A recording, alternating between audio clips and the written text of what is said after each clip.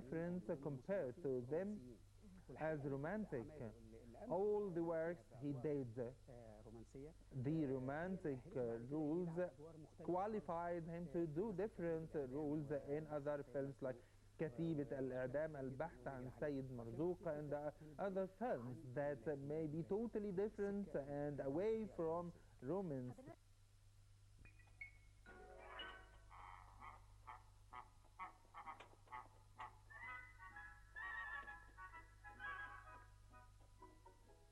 ايه ده؟ ها؟ انت مش شايف؟ شايف ايه؟ السلسلة ولف؟ شايف. امال بتخبط على مين؟ ها؟ بتخبط على مين؟ بخبط على الباب. لكن الباب مقفول يا اخي. انت ناظر المدرسة؟ لا مش ناظر المدرسة. ها؟ سكرتير المدرسة؟ ولا سكرتير المدرسة؟ ها؟ الله، طب زعلان ليه؟ هي مدرسة ابوك؟ ولا مدرسة ابويا؟ انما زعلان من الغباء. كل ما امشي في الشارع هقابل ناس اغبياء اغبياء. المجانين في نعيم. فعلا انهم مش اغبياء زيك يا غبي. يا غبي؟ نعم. لا مش انت. انا كنت بحسب. يا حاج، يا حاج. يس.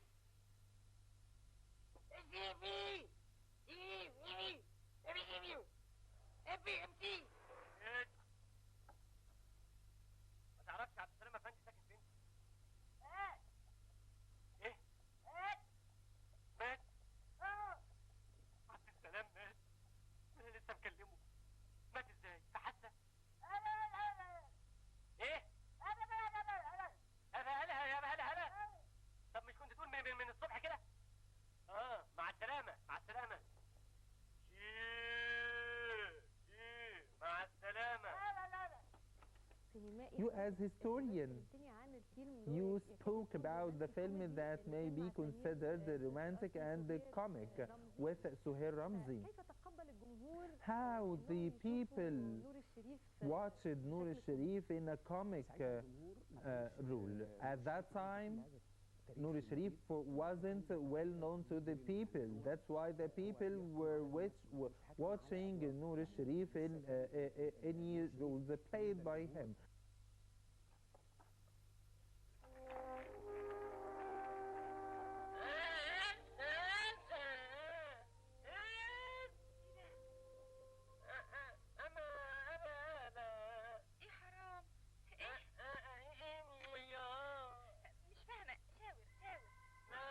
تعرفيش مدرس اسمه عبد السلام خفاجة؟ اسمه ايه؟ اسمه عبد السلام خفاجة. عبد السلام خفاجة. ايه تعرفيه؟ هو بيلبس بدلة وجرافطة منكشة. ايوه. وطولك في عرضك كده تقريبا. تمام. واسمر ودمه خفيف مش كده؟ هو ده بالظبط. معرفوش.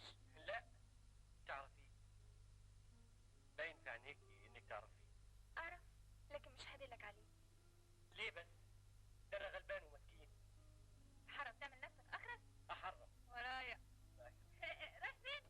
انت رايح فين يا مجنون؟ اطلع قدام شويه. لا يا مجنون. يا ايدي خايفك كده.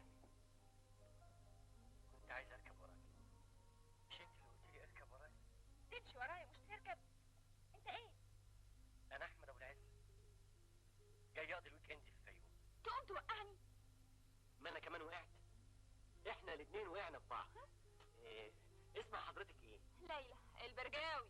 الله، عاشت الاسامي يا مدام ليلى. انسه. I'd like to ask you about your opinion about Noor al-Sharif performance in Al-Hafid film. Of course, Al-Hafid film is a classic film, and it is one of the most important roles played by Noor al-Sharif, as at that time Noor al-Sharif was on the brink of great change in his life. He played an important role, who is the husband who refuses to get babies early, and that concept was new for the Egyptian people. the husband who refuses the getting a baby and taking the responsibility at early stage of marriage, and that was a struggle between him and other colleagues in the film. This film reflected this issue earlier than other films. Noor al-Sharif played important role to knock the door of this issue and to alert the people that there is a real crisis regarding the early marriage for the young people and the family relations, the responsibilities of the family, and how they may be separate from other family members. The babies may be load over their shoulders. He played the role in excellent way, and he also played this film with Mahmoud Abdelaziz, and Mahmoud Abdelaziz was totally different. He was different. He refused. However, Mahmoud Abdelaziz accepted this concept. The psychological conflict, internal conflict, and the difference between himself in the film and Mahmoud Abdelaziz, that made him prominent, very quiet, and he excelled in this film. Also his wife, Mirvat Amin.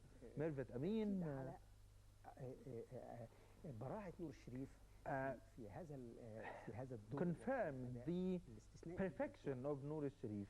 بس تخلوا بالكم في التنفيذ كويس، ها؟ يا اخو السلام عليكم.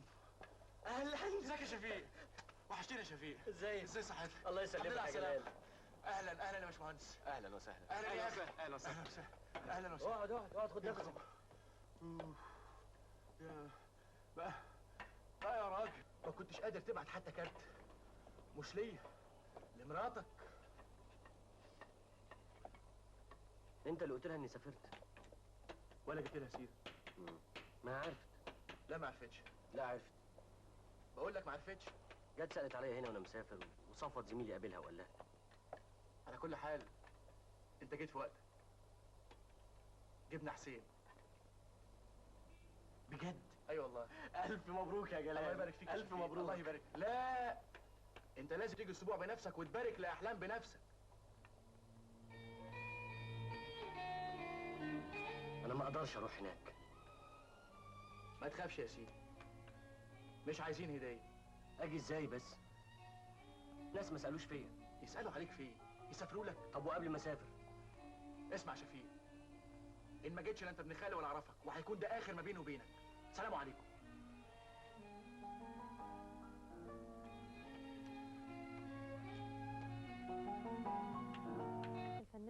Noor al-Sharif, as a comic actor, you spoke about Noor al-Sharif and the film done with Suhair Ramzi. He did also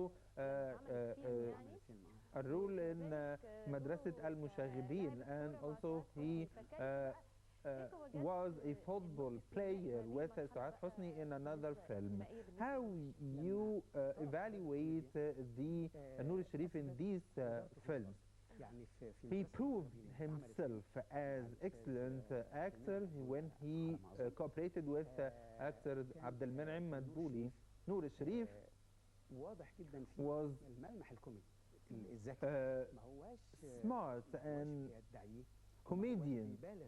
He wasn't exaggerating in his performance. He didn't try to be artificial. He was normal. He was able to do these films in such a way. He is not artificial. He is understanding the person he's going to play well. He has the ability to act the person and the role well. He is reading the script very well. He is training himself very well before shooting, and I believe he is doing that. I didn't see him, but I believe he is doing that. He was very keen to, he was punctual in every movement, in every in anything he was doing. Noor al-Sharif, firstly, he is dealing with the role by himself and then to perform the role afterwards. I believe that he is preparing internally himself, and this is very important to do a good job in the film. Noor al-Sharif, in the comic films, you can feel him as excellent comedian. He is not acting a comic role. He is pressuring himself in order to give excellent performance. Noor al-Sharif, this is Noor al-Sharif, but he did the same in in the other film, غريب في بيتي. Suad Hosni also helped him as she was the strong competitor in the film. They were exchanging the film together. They were helping each other to excel in the film. Suad Hosni, she is a very talented actress. That's why she facilitated his job, and he did the same. He facilitated his job. She also didn't play comedian roles many times. However, she was comedian in this film, and she was quiet, and she did it a good way. However, it was very good. It was a very comedian film. It was yes, this is excellence. This is what we call excellence in cinema. If you are willing to do or to have a light comedian film, this is a light comedian film. The normal comedian film, not the artificial comedian film. Nowadays we can watch comic movies that are artificial. They are trying to enforce the people to laugh, but in such a film they attracted the people towards the film, and the people was laughing naturally. This is Noor al-Sharif as a comedian, and this is Noor al-Sharif, the famous actor.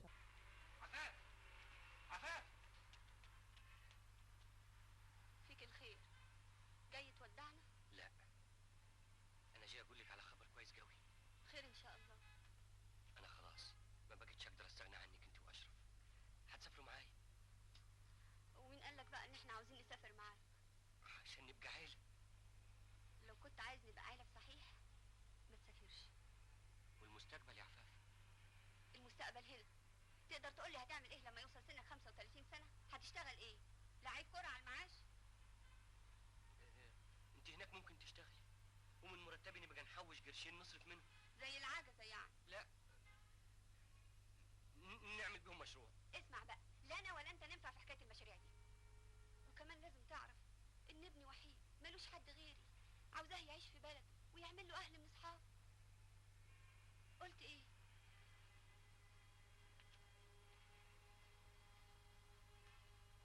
عن إذنك. Noor al-Sharif didn't play the role of the bad guy, but however, if he played this role, we sympathized with him as he was smuggling in drugs. How he did that in Al-Ar film. Al-Ar film is full of